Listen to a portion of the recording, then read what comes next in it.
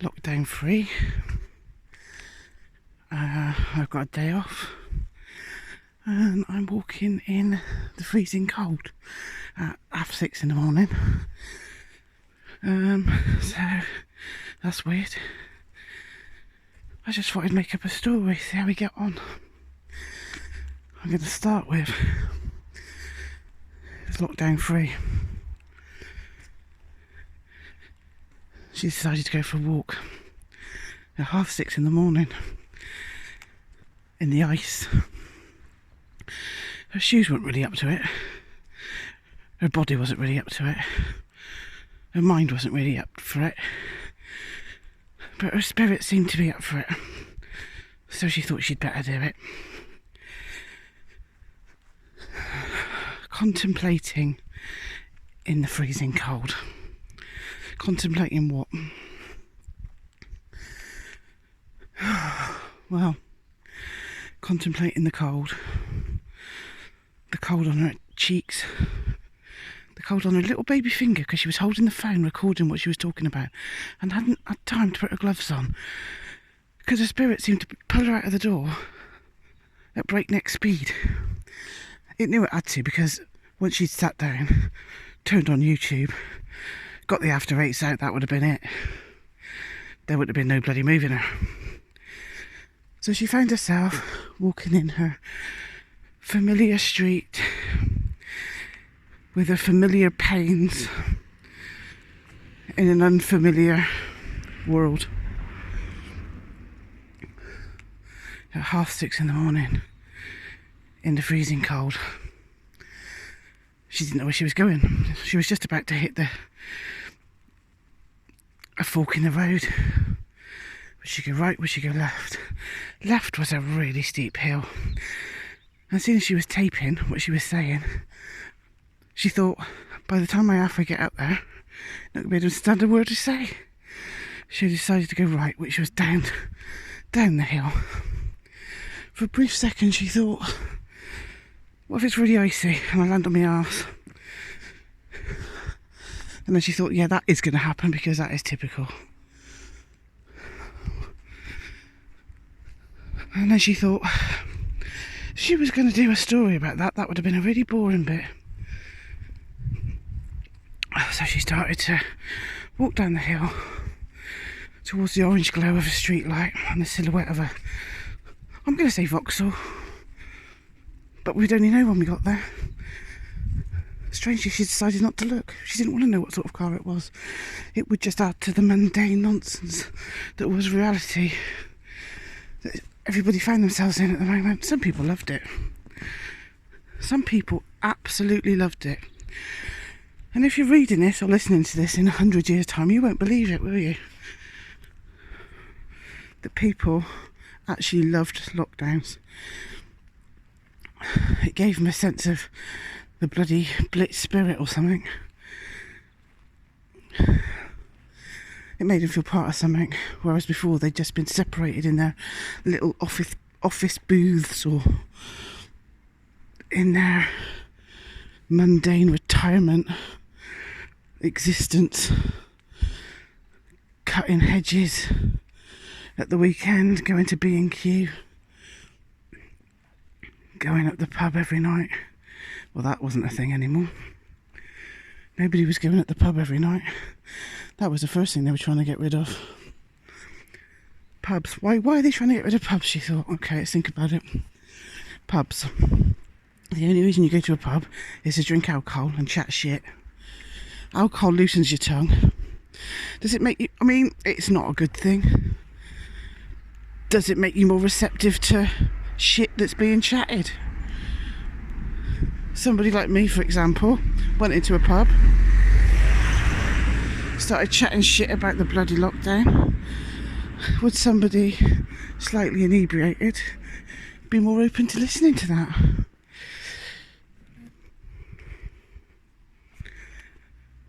It brought communities together. Not in a great way, I'm not going to lie, I'm not advocating alcoholism. But it brought people together, lonely people together.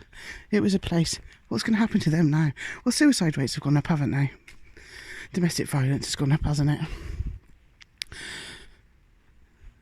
Mental health in children is going through the roof.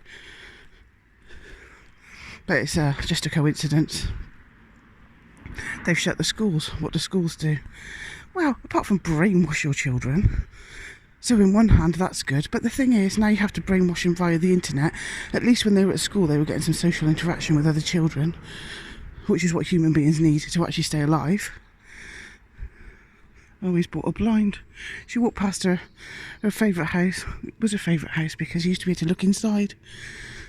Didn't care it was a mess. Her house was a mess. She didn't judge him. She just liked the fact that it suggested human being. A little square of light with a square of human being mess. But they bought blinds, that bloody sums it up. Her fingers were absolutely freezing holding this phone. She'd only bought a new pair of gloves from the bloody shop the other day. Shops are closed. Why are shops closed? Shops are closed.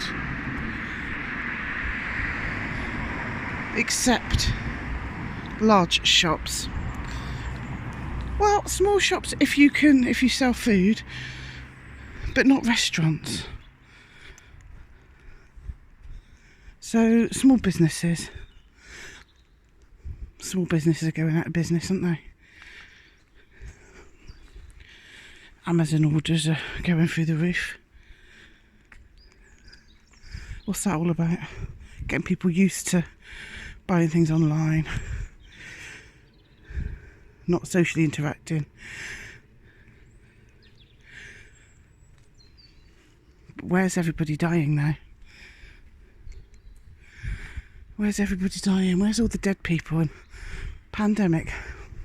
A year ago, somebody said the word pandemic. What ideas would have come into your head about what that looked like? Pandemic. A year ago. People dropping like flies in the street. Hospital beds full to the rafters. People having to sleep on floors. Nursing dropping down dead. What have we got? Nurses doing choreographed dances on TikTok. They got time to choreograph, practice and do a dance on TikTok. That's how busy they are.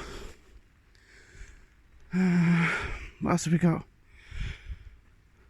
I've not seen one dead person. I've not seen one single dead person. Wouldn't surprise me if they started upping their game with that, actually, somehow. Because people are going to start questioning that, aren't they? Are they, though?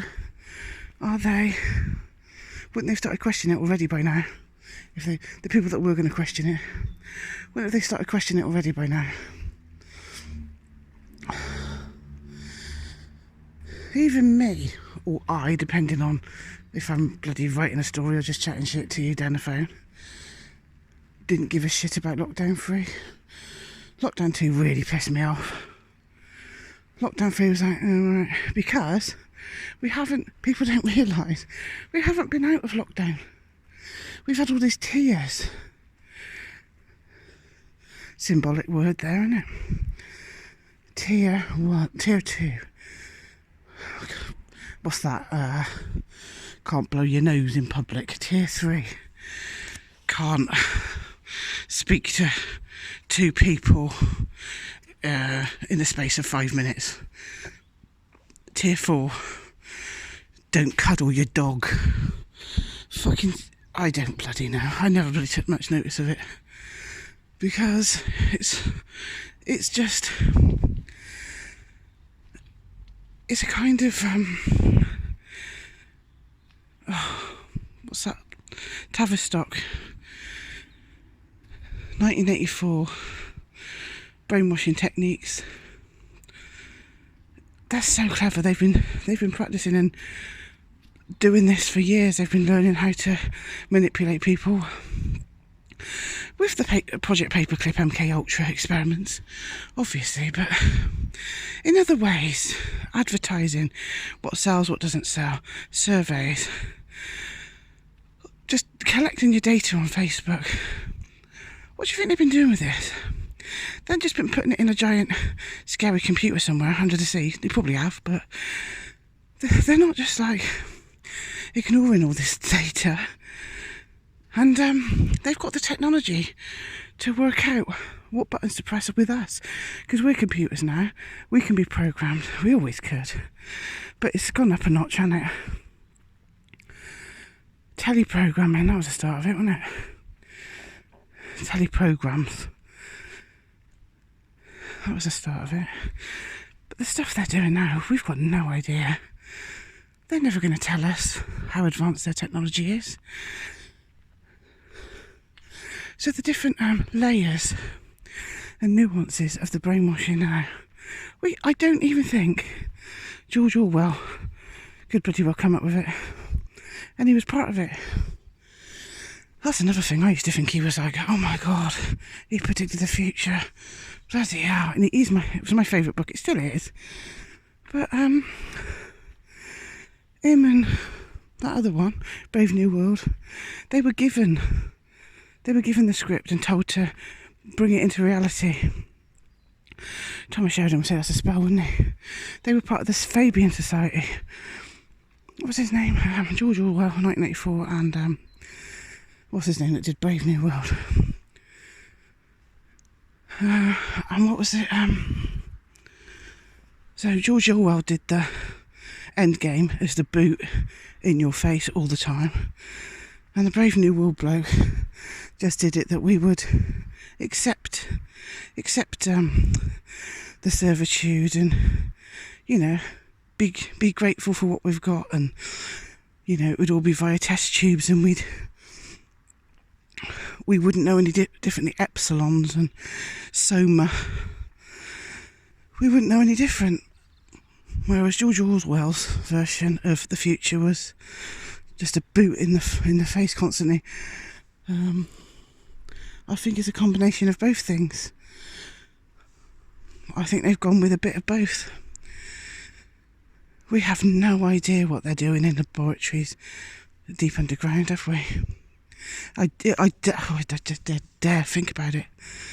Imagine is it chimera? I always get that word wrong.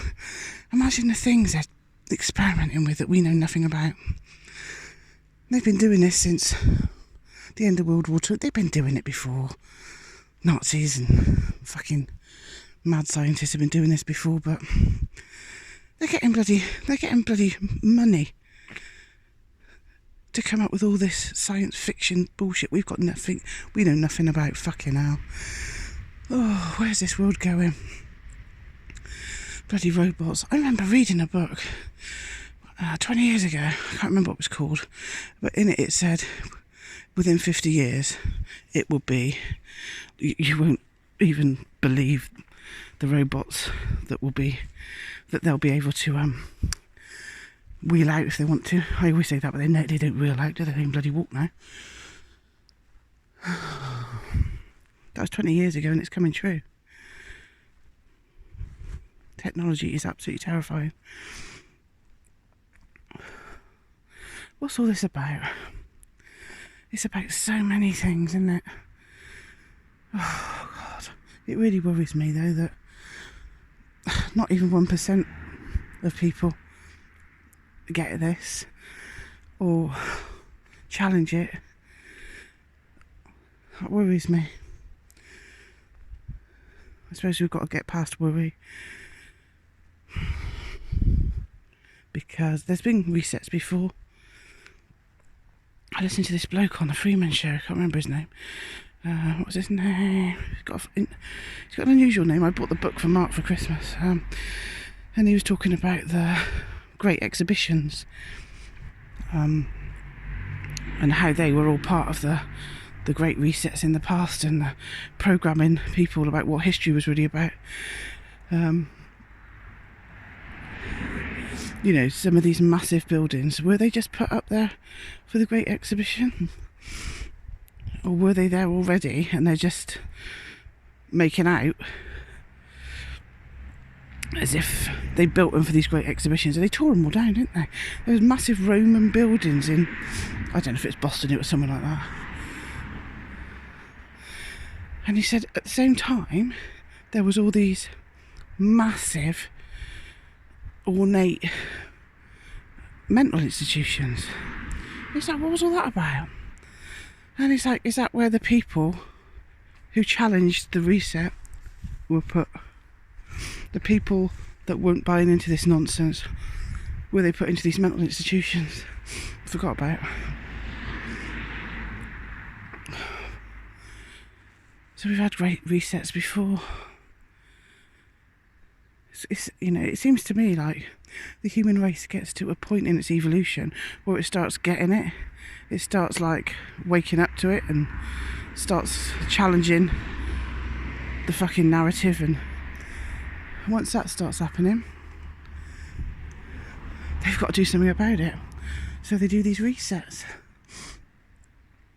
And that's where we are now, isn't it? Because of the internet. They wanted us to have the internet.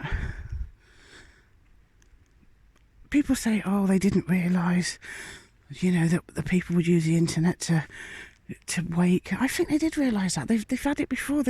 It's all circular, isn't it? I think they did realise that. And they plan hundreds and hundreds of years ahead. And I was saying to Mark, why do they do that? Why do they do that? No, they're planning things that they know aren't going to come to fruition in their own lifetimes. I mean, it's psychopathic, or it's something else more David Icke, innit? Do these things, do these people, whether they're psychopaths or bloody aliens or possessed beings by the jinn or something, is their lifespan thousands of years? I mean, the jinn is, and if they're possessed by something like the jinn, maybe it will come about in their lifetime, because we just think that the people in control of this have got the same lifespan as us. What if it hasn't? I don't know, interdimensional things possessing these people through their lifetimes to do their work on Earth. Their lives go on for thousands of years. Maybe they just jump into another fucking psychopath when that one's gone. So it's not really about, they're planning this and they know it won't come to fruition in their lifetimes.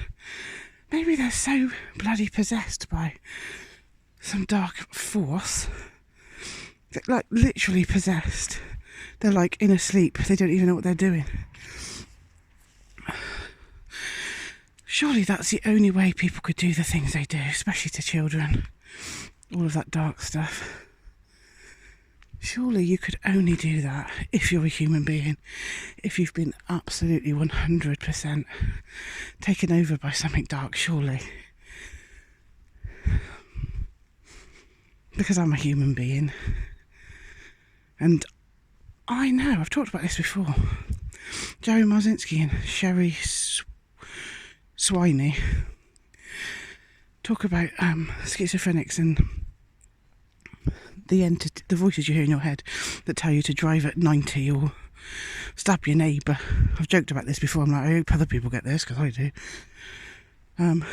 It's not really your thoughts, is it? You don't bloody do your washing up, or bloody go to work and bloody write up your reports and go to bloody Tesco's, and that's the person you are, the person that sits around and has a little chat with your family and reads a book or watches some shite on the telly. You're not the sort of person, are you, that would just think, oh, I'm just going to go stab my neighbour in the face. That's it's so not human that it's not human, if you see what I mean. And so, if we're just getting it on little levels like that, little glimpses of what these entities or whatever it is, who knows? If we're getting little glimpses of that, like you're driving along a straight road, foot goes down to the floor, and you're just like going a little trance for about 2 seconds, and you're like, fucking hell, I'm going to kill myself. If we just get little glimpses of that, imagine somebody that's 100% possessed by one of these dark entities, the things they can do. I think that makes sense to me. I don't even think. People say, oh my God, he's evil. Okay, what's that mean? What does that mean? And why aren't you evil? Oh, his brain was wired up wrong. What does that mean? What do you mean it was wired up wrong? Oh, he got a bit missing there. They don't understand the brain. They've got most of the brain we don't even use, apparently. Why is that? Most of the brain we don't even use. We've got the biggest thing in our body or whatever, and we don't use most of it. Somebody's flicked an off switch, haven't they? Because nature doesn't waste things, apparently. Nature, if it will make the most and not waste things. So why are we wasting most of our brain? I always said, I think it's because I reckon we were telepathic before. I don't know. Did they fiddle about with our genetics? Some doctors say that our genes have got scars on them where, you know, DNA have got scars on them where something's been tampered with. I don't know about that, but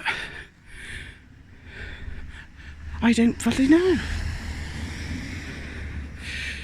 It's not like we know our history. Things are older than we think they are. Some people think they're not as old as we think we are. I'm going to turn around because there's a car and somebody's getting out. I don't want to hear me talking about our DNA being tampered with. 6 o'clock in the morning. I'm bloody locked up, wasn't I wrote a thing once. Took it all down. I used to do that. I used to get a website, put loads of stuff up, bare my soul, get self-conscious, take it all down. And I wrote this thing because I think it was some shaman from somewhere or another came over to the West, and he was like, why do you keep locking up all your shaman, like the people with mental health problems and the schizophrenics and that? Why are you locking up your shaman? You know, in their cultures they would people with insights and whatever, they were they were valued, and they knew that their knowledge came from somewhere, and it was important. There's a bloke walking towards me with his shopping. 2 people, early morning shopping.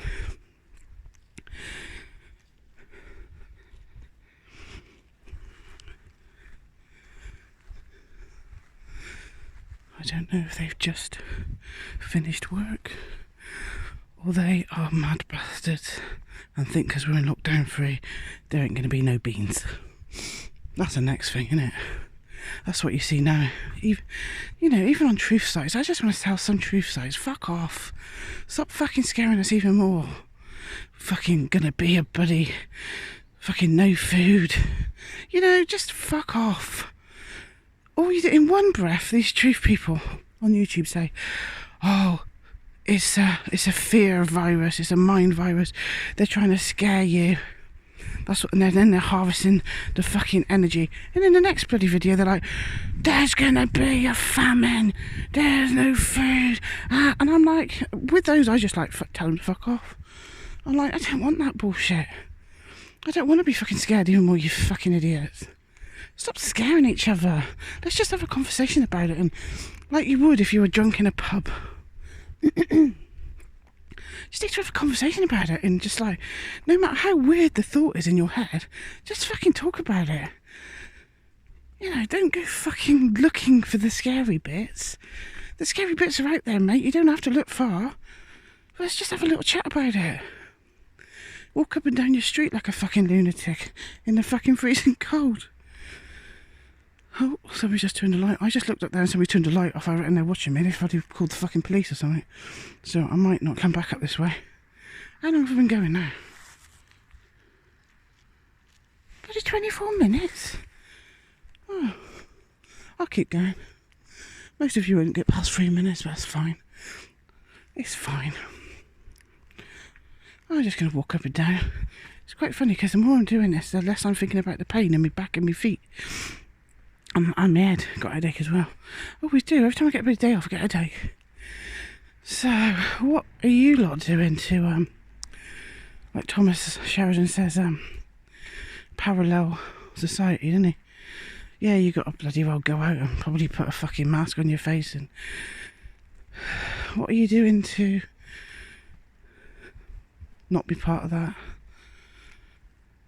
I'm not really doing a lot. I sometimes say something to people at work when they start going, it's the government's fault for not locking down, it's Boris's fault for not locking down. So I'm like, it's really not. And why is the whole world in lockdown then, you fucking idiots? I can't give a shit about bloody Boris or fucking any of it. God almighty. When you can see, it's like a bloody curse in a way. When you can see that all of this is a play that's been written hundreds and hundreds or thousands of years ago, and we're just playing out our little parts. We've got our little scripts. Oh God, when you can see it, it makes it really difficult to actually continue in this world. Being around people that are still part of it is, you've got nothing to speak to them about. So I just end up getting stroppy with them and impatient. I'm a fucking bitch. I just got no patience for them. I don't even like them anymore. I'm just like, no, I don't even have tolerance for people anymore. You know, it used to be, oh, you know, well, try and gently speak to them about it. They can't help it. I'm just like, fuck off, you daft twats. You've got a fucking brain in your head, the same as I have. Stop. Just no. Because we're letting this happen to us. Like little worker ants. And I got no fucking patience for it anymore. I just can't be bothered. And on that note, I better shut up because I'm depressing myself. I'm going to do a few more laps. Bye.